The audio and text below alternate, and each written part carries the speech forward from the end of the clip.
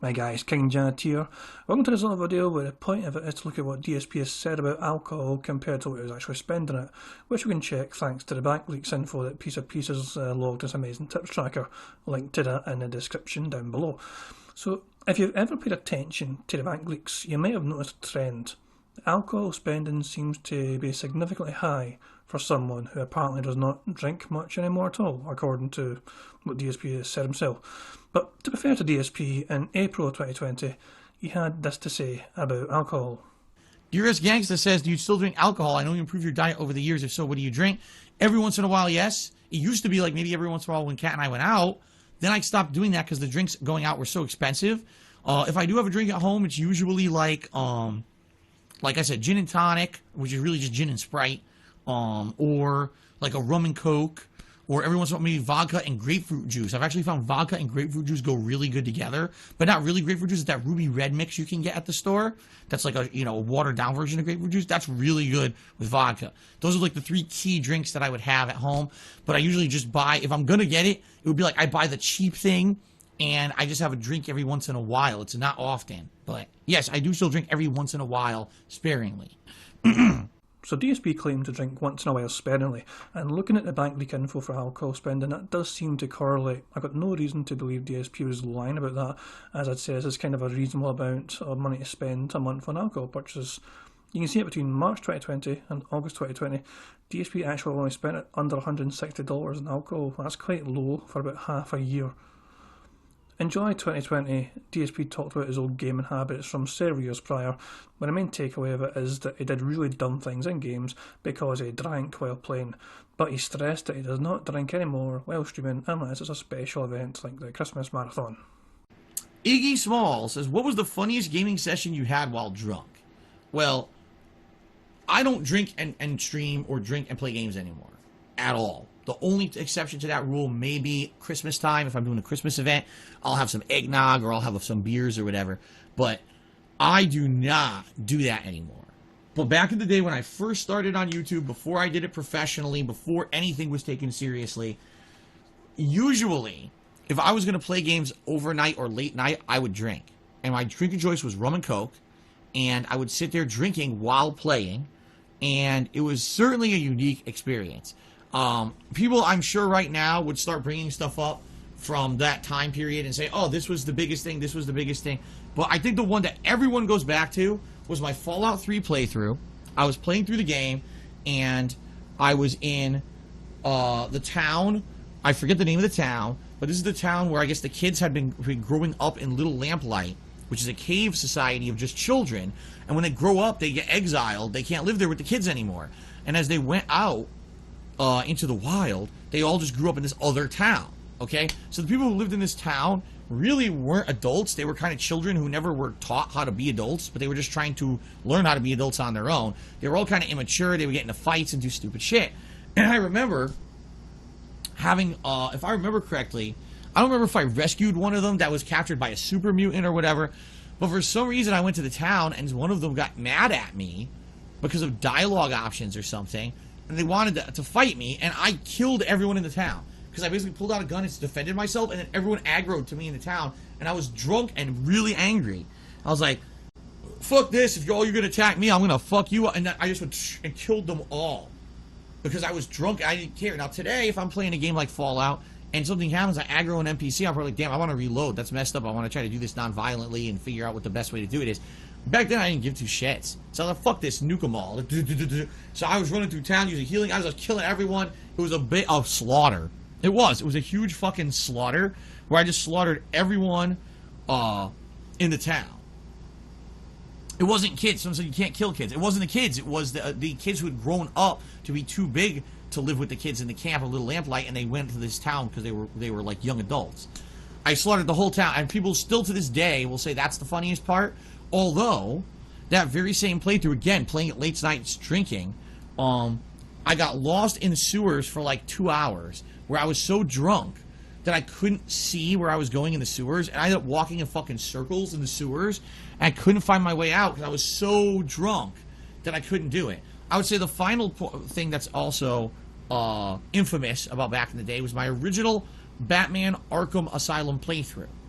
During this playthrough, okay, listen to this one. There's a part where you need to figure out that you need to use a back grappling hook to grapple from one building across the way to another, and that unlocks the next portion of the game. If you don't figure this out, you're soft locked. You can't progress in the game. I was drunk, and my mind wouldn't put two and two together about this at all. So I spent a good, 40 minutes in this area trying to figure out what to do, swearing so angry. And then people were like, you're so dumb because you were drunk, you couldn't figure out that, the game was basically telling you, use the grappling hook to do this. And I couldn't get it because my brain wasn't, the sparks weren't firing in the brain. And by the way, back then I wasn't a live streamer, so there was no one on stream saying, Phil, you idiot, just do it. It was me walking around for 40 minutes in a video, and then coming back the next day, I was like, man, I was a real idiot yesterday when I was drunk, but now we'll continue on with the game. So... One could argue that DSP's semi-popular spell on YouTube during these times was as a result of his no hand-holding drunken gameplay antics, so perhaps he should reconsider the whole drinking on stream thing, if that's even him being honest with that, because if there's any chance DSP will lie, he'll usually take that chance. But now we fast forward to September 2020. This is around the time his spending on alcohol began to spiral out of control. He was asked a question about vodka, and this is what DSP had to say about that. Golden Cold Cheery says, you think there's any point to buying expensive vodka? Are there government standards that it has to be a neutral spirit with no additives that make it anything besides a relatively odorless, flavorless liquid that falls between a standard of alcohol concentration? I don't know. I've never had expensive vodka. I think the best... Hold on a second. The best vodka I've ever had... Well, okay. The most expensive vodka I've ever had was Grey Goose. And what I could tell you... Alright...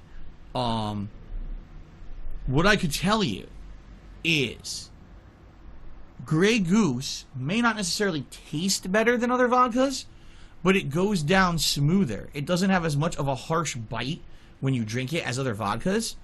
So if you're looking for a smooth vodka that, it has the same effect as other vodkas when it comes to getting you buzzed, but it doesn't really give you that burniness of regular alcohol, Grey Goose is the way to go. But it's super expensive compared to other vodkas. So maybe that's the difference. Maybe it's not difference in overall what's in the vodka or the flavor, but I don't know. I'm not an alcohol aficionado, okay? His random ass review of Grey Goose aside, I thought it was funny that he started off by saying the best vodka and then corrected that to say the most expensive. To me, that just illustrates DSP's mentality that expensive equals good, and he has had that mindset ever since we've been aware of his existence on the internet. But DSP is not an alcohol aficionado, apparently. So, we go forward a month to October 2020, during an Ask the King segment, and he talks about those old gaming habits once more, where he refers to his alcoholism as substance abuse, and basically talk about how unhealthy that lifestyle of his used to be. And so I would play every game, and I would record a ridiculous amount. My schedule was so messed up. I would basically play to the wee hours in the morning.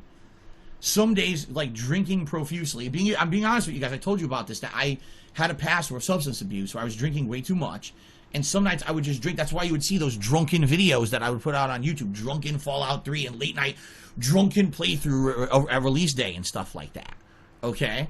I would drink and play. I would upload, go to sleep. Sleep way into the afternoon. Some days getting up at 1, 2 in the afternoon. And then immediately start playing games. Play from games from 2 in the afternoon to 7 at night. Upload that footage. Go get fast food. Wolf food down. Get right back to playing. So 8 to 2 in the morning, I'm playing more and put more footage out. So maybe I would play 2 games a day. I'll get 5 hours of gameplay of each game out, right? And then within a week, I've beaten them because the games are 10, 15 hours long. So within 2-3 days, I've beaten 2 games, full playthroughs. Bam, on YouTube. Go trade those fucking games in. Get half my money back. Get new games. Wash, rinse, repeat. All right? But the content was very different than how it was now. First of all, I had no life. I didn't have a family, nothing. It was just games, games, games, games, games. That was my lifestyle back then. Very different from now and much less enjoyable, let me tell you. I had no interaction with my audience. The only interaction I had with you guys was maybe a little bit on Twitter or reading comments on videos. That was it. There was no social interaction to get direct feedback about anything. So I never really knew how I was doing. I had to judge it based on YouTube views. Okay?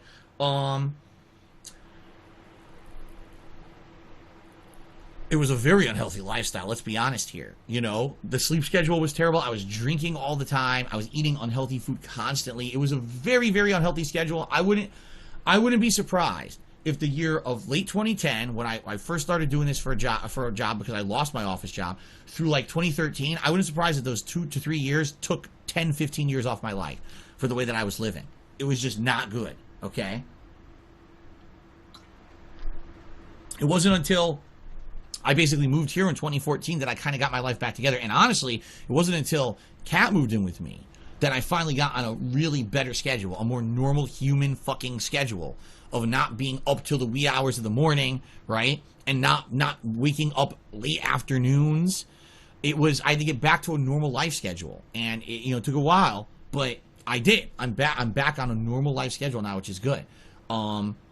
So while DSP is saying all that, he would go on to spend over $250 that month on alcohol. While saying that drinking so much alcohol was such an unhealthy lifestyle, he went from spending $20 to $30 a month on alcohol to over $250. So how can DSP sit there on his saggy arse and say he used to be so unhealthy in part due to how much he drank when he's spending so much more money on alcohol right then and there? Something is not adding up. So now we jump to Christmas. December of 2020, and DSP is having his Christmas marathon. Here's what he has to say at this most festive of times. Timbo Slice just cheered. He said, I'm a big craft beer person. Oregon has the most brewers in one radius area in the country. The Northwest is some of the best craft beer in the world. I know. That's what I said. Like, the local brew out here is usually quite good. It's good, man. It tastes really good. Richie Seven says it's 8.5%. It is. 8.5% alcoholic. It's a little bit higher alcoholic content, right, than standard beer. It's good stuff, man. So DSP says that the local brew out his way is usually pretty good, indicating that he is drinking more often than he is letting on to his fans. If he is so familiar with the local brews of Rent in Seattle, then it stands to reason that this large increase in spending towards alcohol is in part due to DSP's alcohol problem surfacing once more, and he's probably buying Kat a bunch of alcohol too. I mean, I'd actually hope he was buying Kat alcohol, because if DSP was drinking all that by himself, he'd really have a serious problem on his hands. While there are many examples of DSP talking about alcohol in 2020, there were fewer instances of that from 2021. From what I could gather, we have 2 brief mentions of gin from March and August of 2021. We had this random tipper first ask him if the tank is flowing freely tonight, short for Tankery Gin. DSP has a badly timed burp while claiming he does not drink on streams, and clowns about in standard DSP fashion. Legion number 9 cheers said, is the Sapphire or Tank flowing freely tonight? You seem extra joyful. Tank? You mean Tanqueray probably. He's probably talking about Chines of Gin. No, I am not drinking tonight. Ooh, I am not drinking tonight. Oh, excuse me. I never drink on stream. You guys know that. Very rare if I do. What are you doing? What is your problem? Seize the objectives. Okay. What an annoying fucking clown DSP is. Then in August 2021, he's told he shouldn't drink as much gin, and DSP claims to have not had any gin whatsoever in 2021. Rocky Rambo did a super chat saying I shouldn't drink as much gin. I haven't even had gin. I'm not even kidding you. I don't think I've had gin this year. I don't think I've had any gin this year, so Rocky Rambo, I think you have no idea what the fuck you're talking about. But thanks for the super chat. While we can't really verify if he's lying or not, the fact is that from the start of January 2021 to the end of August 2021, DSP had spent at least $1,864 on alcohol, specifically from Total Wine. We don't know if he's buying other sorts of alcohol from, Fred Meyer, for instance. For all we know, he is. But these prices are specifically purchases from Total Wine only. So if he isn't drinking gin anymore, what the fuck is he drinking? We're now past the point of the bank leak information, and in October 2021, he is asked what his favourite alcoholic beverage is. What's my favourite alcoholic beverage? I don't have a favourite alcoholic beverage. I drink a variety of stuff when I drink. I don't have a particular favourite that I only drink, like all the time or anything like that. Predictably, in true DSP fashion, he does not commit to a definitive answer, but interestingly for me is how he talks about mixing his drinks when he's drinking. He could have at least given a few of his favourites, because I'm assuming he has a regular list of things he goes for these days. That same stream, that same day, he is given money and told to have a gin and tonic. DSP then begins to mock the usual suspects, detractors, for constantly referring to his gin drinking when he claims to have not had gin for a year and a half. Michael Lazenby did a super chat saying, have a gin and tonic on me. Well, thank you, Michael. I actually have not had a gin and tonic in probably like a year and a half, no lie. It's just that people are so dumb and so obsessive compulsive that they latch onto an idea and then they just believe it and won't let it go. You know, there's a certain kind of person that's like that. I'm not going to really say, but yeah, there's a certain kind of person that's kind of like that.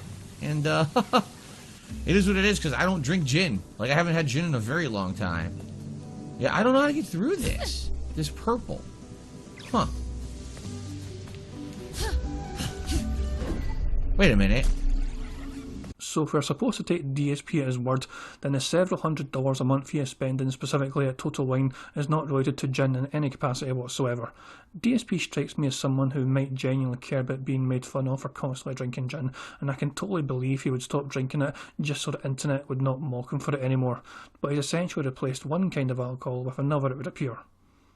Finally, we come to the end of October, where DSP talks about his health, and specifically his gout, and what he cannot enjoy anymore because of the gout. So, Chicken Man has tipped me $1.50. He says, sadly, people don't understand not all medical conditions are easily curable. I have acid reflux so bad, I take prescribed medications, and it still doesn't always help. There are nights that I wake up, it's hard to breathe due to acid, and some days I cough nonstop. These are medical conditions, and they suck. Yeah. And the thing is, not every medical condition is like a debilitating illness that is apparent all the time. And not all of them are things that you can easily fix or do anything about, you know? Like, for example, I have high levels of uric acid in my body, also called gout. This is something that is a result of both genetics as well as lifestyle. And I didn't know that I was genetically prone to it because I didn't know my aunt had it. In fact, no one knew my aunt had it until I got it about 6 years ago. I had a flare-up out of nowhere. I was like, what's going on with my foot? I don't understand what's wrong. Went to the doctor, found out what it was, start asking around. Oh, my aunt has it. Her whole life. Never told anyone. Oh, well, if I had known that I was prone to it, maybe I would have watched my lifestyle, right? But I didn't know.